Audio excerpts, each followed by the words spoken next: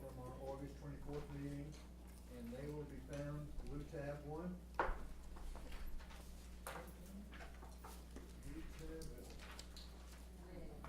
Red. I'm sorry, red tab, I'm behind one. Red tab 1. You should. You go. These were minutes that went out. I didn't say, he doesn't, you want to see about everything else? If there are no corrections or changes, I wonder if I can have a motion to approve the minutes as prepared.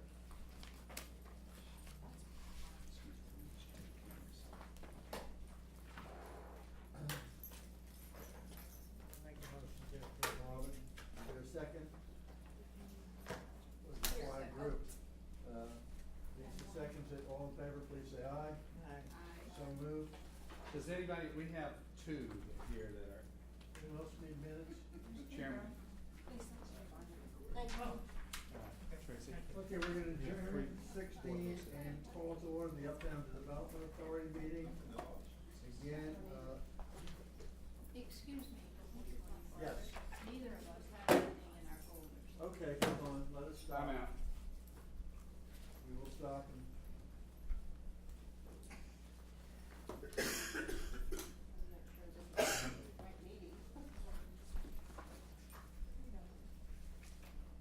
The next, Here. the next minutes are the green tab. All the next minutes are green tab, item number, green tab 1 is the, Green tab 1. green tab 1 is the Development Authority meeting, the minutes from prior meeting. Again, they're fairly short, and if there are no changes or corrections, I would like to have a motion to approve the minutes as they're submitted. I make a motion to approve. There's a second. All in favor? Aye. So moved. Are there any comments from the public? If not, we're going to approve invoices, John, which is up to you. If you would turn to tab 2, page 4. First of all, let me just ask for those board members here, everyone who does not have a vote, apologize for that. Looking at page 4, you can see that we have quite a few bills to be approved today on pages 4, 5, and summary over on page 6. A total of $1,000,000. Make sure I'm reading this correctly. Total of $1,557,939 of invoices to be approved, to be paid at this meeting. We've also paid, I'm misquoting that, excuse me. All right. So we have a total of $930,000 worth of invoices to be paid. Pages 4 and 5. Page 6 is construction contracts that you've already authorized by approving and awarding the contracts that we pay them, but we present what we've done each month for a total of $2,393,000 to be approved. You see how these are being broken out for Harris County Improvements number 1 reimbursements, also various engineers for the Post Oak Boulevard project, and finally the construction projects is reflected on page 6. Pages 7 and following are the details of the individual invoices that we're asking you to pay. And then finally, over on page 12 is our minority business enterprise summary for this month. Fiscal year to date for 2017, beginning July 1. On page 12, we're at 52% for professional services, and construction, we're at 7%. And as our expenditures have gone up, that has gone up fairly quickly. We should meet our objectives for the year. Are there any questions invoices for the MW report? If not, I would like to have a motion to approve the invoices and accept the MW report as submitted. Second, Marvin, all in favor? Say aye. So moved. Thank you all. John, next is the quarterly investment report. Mr. Chairman, I ask Shannon if she would take us through on tab 2, page 18 and 19. Okay, thank you. Page 18, the first page of the quarterly investment report is for the reporting period of April through the end of our fiscal year, June 30th, 2016. This first page kind of outlines between the three funds, the ending balance at the end of the period in our capital projects fund with Capital One Bank. We had roughly $2.2 million. That is primarily our checking account and some other miscellaneous accounts. The middle infrastructure fund had approximately $80 million at the end of the reporting period. Those are the funds held with the trustee, which includes both the bond proceed funds, the surplus funds from City of Houston increment, as well as the debt service reserve and debt service funds. And then that last section is the affordable housing funds, which ended with roughly $4.3 million. I will make note that in June, at the end of June, is when we get our increment from the City of Houston, and it was roughly $30 million between infrastructure and housing. You can see that $13.1 million, that's housing funds. The second page of this investment report kind of outlines those deposits that require collateral. Capital One Bank, the deposits totaling $2.2 million require collateral, and we do have sufficient collateral. The funds with the trustee are held in approved investment type funds, mostly money market, to the tune of 94.5, and those again are approved investments. And then the section for training, which is the compliance portion, John Breeding received training in May of 16, and it's required every 2 years, so we are in compliance in that respect. That's pretty much it. Are there questions or concerns? If there are no questions, have a motion to accept the investment report as submitted. Make a motion to approve. Second is Dot, all in favor, please say aye. Aye. So moved. John, the next is rate certificate signals. Okay, Robert will help me answer this. As part of our construction on the north end of Post Oak Boulevard, it's gonna require the traffic signals at the Post Oak Boulevard and the southbound West Loop frontage road to be taken down and temporary signals put up. And this is an agreement that will allow us to do that. Robert, you wanna add to that? The signals, most of the signals, not all of them, most signals in the city of Houston that are below on TxDOT right away are city of Houston signals. So we're dealing with the city of Houston to temporarily control the intersection with temporary signals. But you have to do work in TxDOT right away. And TxDOT just got an audit and got slapped on the wrist that said that they have to have a municipality enter into an agreement or resolution with them to do work in their right of way. So we have been delayed in getting the permit to put in the temporary signals at the frontage road until we can get this resolution. If the board passes this resolution tomorrow, I'll get it to the state and everything will be okay to go forth and do work that we have normally done work without such a resolution. But This is this is no cost. No This is cost. simply an action. Just the permission basically to be on TxDOT or state right away to do signal work. Any questions of Robert? Can I have a motion then? So moved. Is there a second? Dot seconds, all in favor? Thank Say you. aye. Thank you. Okay, John, next is the. Okay. I'm going, Sarah, if you will, take us through, as you remember, we approved a development agreement last month for working with Harris County Critical District Number 1 to build Hollyhurst. We're using that as a model, and we're negotiating one as well to work with Memorial Park Conservancy and with the Houston Nature Center and Arboretum. And so Sarah's been leading the negotiations, and I'll let her go through. Thank you, John. I think I have it, Sarah. I can use them.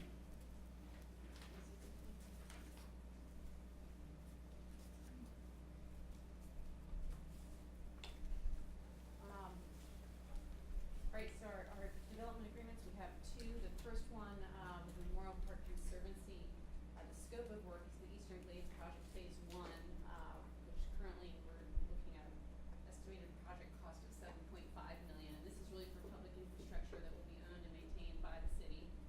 I'll show you where that's located and some visual supports for that. This is that Eastern Glades area. For the Arboretum, it's a portion of their master plan, their Phase 1. Excuse me one moment. Their total project is $12 million. $8 million of that is improvements, privately funded improvements. $4 million of that is for public infrastructure that we have agreed to reimburse for. So just to put that in your mind, we've got the Conservancy in the park, full public infrastructure scope. With the Arboretum, we've got a scope that's partially private improvement, partially public infrastructure. And I'll come back and show you briefly about that. The terms of the agreement with the Memorial Park Conservancy are basically that we would enter into a joint contract, construction contract, the Conservancy and the UDA to construct the project. Memorial Park Conservancy would finance the project, and UDA signatures would be required for all payment requests and for any change orders. So in that way, being on the contract together, we're involved in controlling the budget and any overruns. From a project management standpoint, we would be named on that construction contract as the project manager. Procurement of the contract would happen through a public process, normal to UDA requirements, and in compliance with the city's MWBE programs. We would then reimburse MPC when increment is available. So again, we're on the construction contract together. UDA serves as project manager. We have the oversight on change orders and payment requests. With the Arboretum agreement. Can I back up? Yes, Just a please. key point there, and Jessica's here as our attorney as well. That commitment to pay them back is a very open-ended, that when we have funds available, we'll pay them back. But it does qualify, Jessica, I believe, as a debt commitment. Yes, we are giving them a secondary lien on our increment, and the importance of that is that it gives it status above any payment that the city may claw back in future years for. We've talked about the municipal services fee, so it keeps that segregated. Alright. So similarly with the Houston Arboretum and Nature Center, shortened to Hank here, they would also serve to finance the project. We would jointly be on the construction contract with them, have review of pay applications and change orders, same procurement, public process, in compliance with MWBE city programs, and then we would reimburse as was just discussed. The difference here, the Arboretum's representative would be on the contract as the project manager because the scope is larger than simply the portion that UDA would reimburse for. But per the development agreement, we are contractually at the table with them, participating in project management. So it's very, very similar. It's just a subtle difference there. Again, that's just summarized here. We're on the construction contract for both. A difference in project management. Are there any questions about that or concerns? And they're required to procure everything following our rules as distinguished. Yes, both of them have that right here, and that's part of our overall development agreement for doing any work in the park, that NPC and UDA are required to do that. We obviously do that anyway, but NPC is also required. Shannon, I'm sorry. Well, I was thinking that's not the portion that had the federal, that we were trying to do a federal grant. No, and I'll get to that. But any questions on that? I have a question. Yeah, Mark. In that eastern section that you had on the book, does any of that encompass the golf course? It does not. It is adjacent to the golf course, so Okay. here north is up and the Eastern Glades portion is here. You see the edge of the golf course. Now north is to your right, so the golf course is here. The golf course is really out of the limits of the project. This is the part that we're talking about, this agreement covering is for phase one, which is the new road, parking, trail extension, and drainage work and water, treatment and detention. So this is the scope of it. Mr. Chairman, we're asking for you to authorize us to finalize negotiations basically on the parameters that Sarah has spelled out. This is on both agreements. It's on both agreements. Stephen, would it be necessary for us to bring it back for confirmation in October? This is, No. it would not? No, we'll have to have the TIRZ approve it and the previous agreement as well. We'll get to that in the meeting, but no, we'll not. Unless there is a major change made, which I Right. don't anticipate. So it's very much modeled on the agreement that was done with the district, and the major term points were on the contract with both parties. Are there any questions, Sarah? If not, can I have a motion to basically enter into the contract? So moved. Second, all in favor? So moved.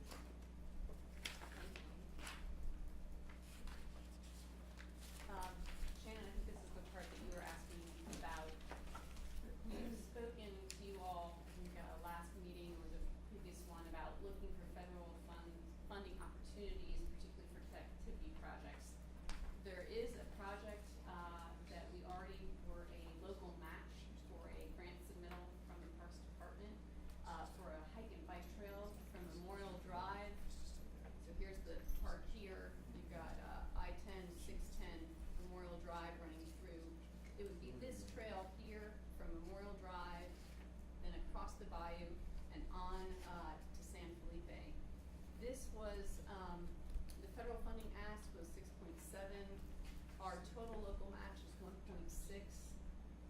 The only, funds that we would need in your term would be in fiscal year 18 for beginning design. Our local match amount is around 161,000.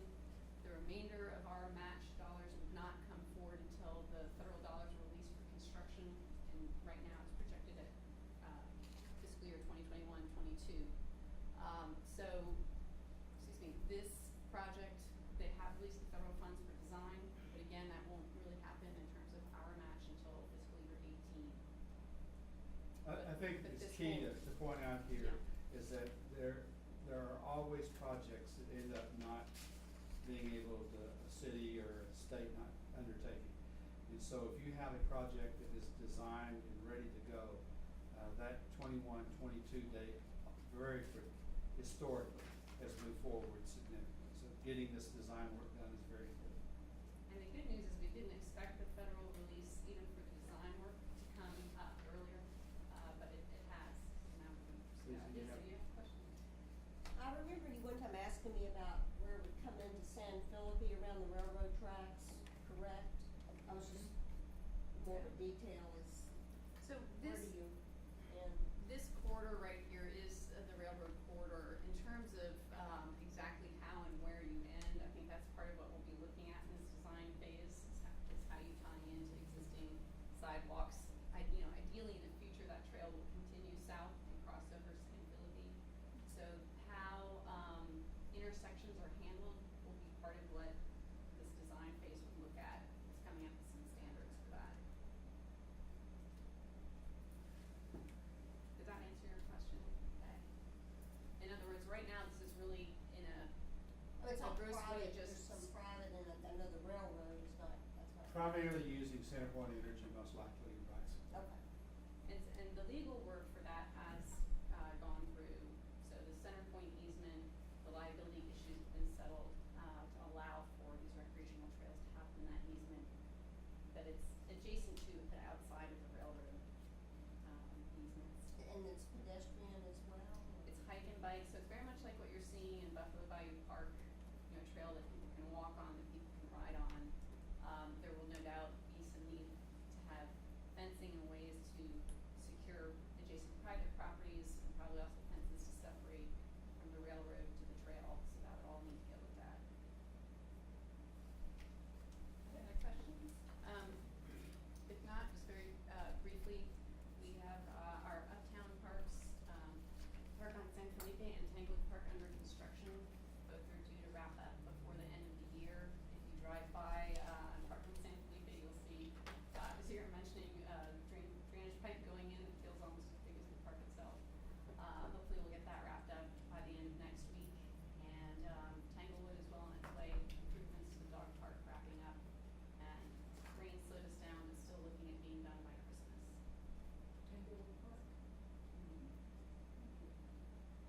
questions of Sarah on the projects? Did I hear that the completion date for the park on San Felipe is, They said end of November, so November, December. They had it slightly earlier. we could get 2 parks for Christmas. We could get 2 parks for Christmas. That's what we're trying for.